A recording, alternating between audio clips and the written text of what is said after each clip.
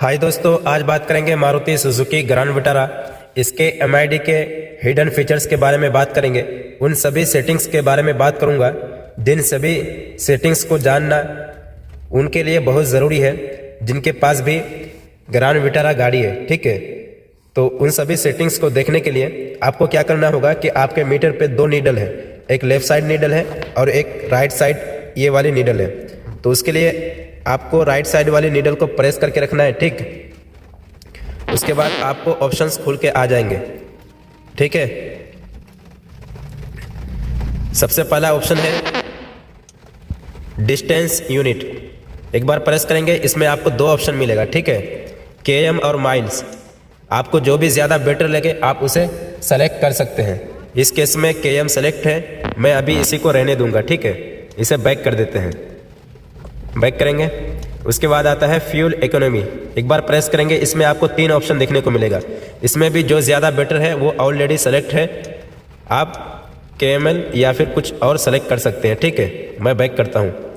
उसके बाद है लैंग्वेज। लैंग्वेज में ऑलरेडी इंग्लिश सेलेक्टेड है तो मैं इसे बैक कर दूंगा। देन उसके बाद है फ्यूल रीसेट।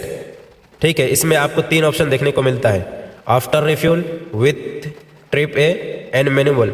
अगर आप इसे आफ्टर रिफ्यूल पर रखेंगे तो जब जब आप अपना फ्यूल भराएंगे तब आपका मीटर रीसेट हो जाएगा। ठीक है, फ्यूल का मीटर। इस केस में मैनुअली पे है, मैं अभी कुछ नहीं करूँगा, सीधे बैक कर देता हूँ। देन उसके बाद आता है टेम्परेचर। टेम्परेचर में सेल्सियस ऑलरेडी सेलेक्टेड है। नीचे जो एफ वाला है ये डॉक्टर्स के लिए होता है, तो इस केस में आप सेल्सियस ऊपर वाली ऑप्शन चुन सकते हैं। ठीक है, मैं बैक कर देता हूँ। देन उसके बाद आता है सेट सेंसर। एक बार प्रेस करेंगे, इसमें आपको दो ऑप्शन मिलेगा। ठीक है, normal mode and trailer mode. ठीक है, normal mode and trailer mode. अगर आप इसे ट्रेलर मोड पे रखोगे तो पीछे पार्किंग सेंसर जो है वो काम नहीं करेगा। ठीक है, तो आप इसे नॉर्मल मोड में ही रखें। मैं बैक कर देता हूँ। देन उसके बाद आता है डोर लॉक। एक बार प्रेस करेंगे, इसमें आपको चार ऑप्शन दिखेगा। सबसे पहले बात करते हैं डोर अनलॉक। इसका मतलब इसमें आपको दो ऑप्शन है, ऑल डोर्स, ड्राइवर डोर्स। इसका मतलब ये है कि अगर आप बाहर से अनलॉक करोगे तो केवल ड्राइवर डोर ही अनलॉक होगा। अगर आप ऑल डोर्स पे कर दोगे तो बाहर से जो आप अनलॉक करोगे तो सारे डोर्स अनलॉक हो जाएगा। ठीक है, तो इस केस में और सेफ्टी पर्पस के लिए ड्राइवर डोर ही ज़्यादा बेटर है, आप ड्राइवर डोर चुन सकते हैं। ठीक है, मैं इसे बैक कर देता हूँ। उसके बाद आता है ऑटो लॉक। इसमें आपको दो ऑप्शन मिलता है, मैनुअल लॉक और स्पीडो सिंक्रो। अब इन दोनों का मतलब ये है, अगर आप गाड़ी को चला के जैसे ही 20 की स्पीड पकड़ोगे तो गाड़ी का जो दरवाज़ा है वो ऑटोमेटिक लॉक हो जाएगा। अगर आप स्पीडो सिंक्रो पे रखोगे तब। अगर आप मैनुअल पे रखोगे तो चाहे आप गाड़ी चला के 100 की ही स्पीड क्यों ना पकड़ लें, लेकिन आपका जो डोर का लॉक है वो आपको बटन से लॉक करना पड़ेगा मैनुअल अपने हाथ से। ठीक है, तो इस केस में ज़्यादा बेटर ये है कि आप स्पीडो सिंक्रो पे रखें। ठीक, बैक करते हैं। उसके बाद आता है ऑटो अनलॉक। एक बार प्रेस करेंगे, इसमें आपको दो ऑप्शन मिलता है। इन दोनों ऑप्शन का मतलब क्या है, एक है सिंक्रो ऑफ, एक है इग्निशन ऑफ। मान लेते हैं अगर आप गाड़ी चला के आए और आपको गाड़ी से अब बाहर जाना है इग्निशन ऑफ करके, अगर आप इग्निशन ऑफ पे रखोगे, ठीक है, तो जैसे ही आप इग्निशन ऑफ करोगे और इग्निशन ऑफ करोगे गाड़ी से बाहर जाने के लिए, तो आपका जो दरवाजे का लॉक है वो इग्निशन ऑफ करने पर अनलॉक हो जाएगा। ठीक है, अगर आप इग्निशन ऑफ सिंक्रो पर रखोगे तो। अगर आप सिंक्रो ऑफ पर रखोगे तो आपको अपने हाथ से दरवाजे का लॉक अनलॉक करना पड़ेगा। ठीक है, तो आप इसमें ज़्यादा बेटर यही कि इग्निशन ऑफ पे रखें। ठीक है, इस केस में मैं बैक कर देता हूँ। बैक करेंगे। देन उसके बाद आता है अलार्म। इसका मतलब यह है कि गाड़ी को जो आप लॉक अनलॉक करते हैं उस समय जो सायरन बजता है इंडिकेटर के साथ, यहाँ से आप उसे ऑन ऑफ कर सकते हैं। ठीक है, इस केस में ऑन है, आप भी ऑन कर सकते हैं। मैं इसे अभी बैक कर दूंगा। ठीक है, देन इन सब ऑप्शन को बैक करना है। उसके बाद आना है आपको लाइट्स पे। लाइट्स में आपको लेन चेंज।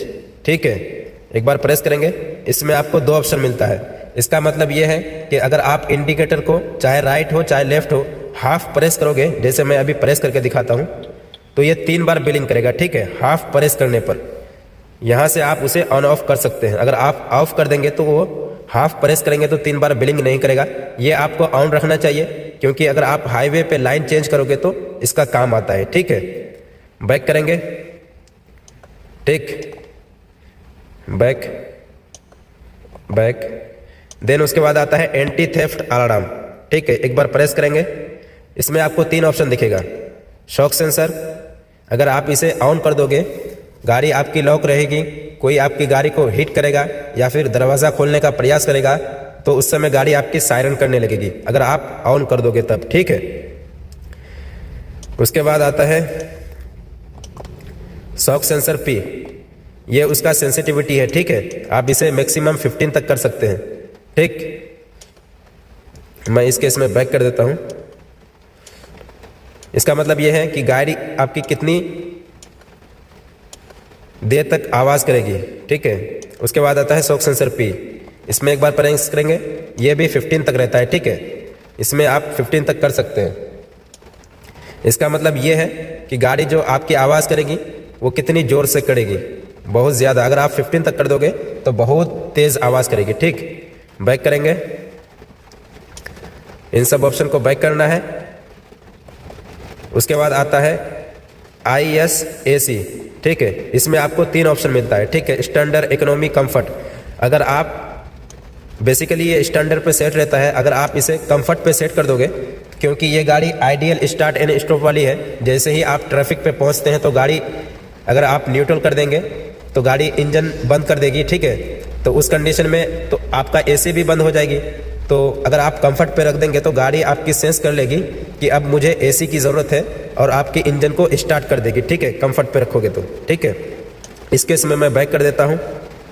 देन उसके बाद आता है डिस्प्ले आइटम।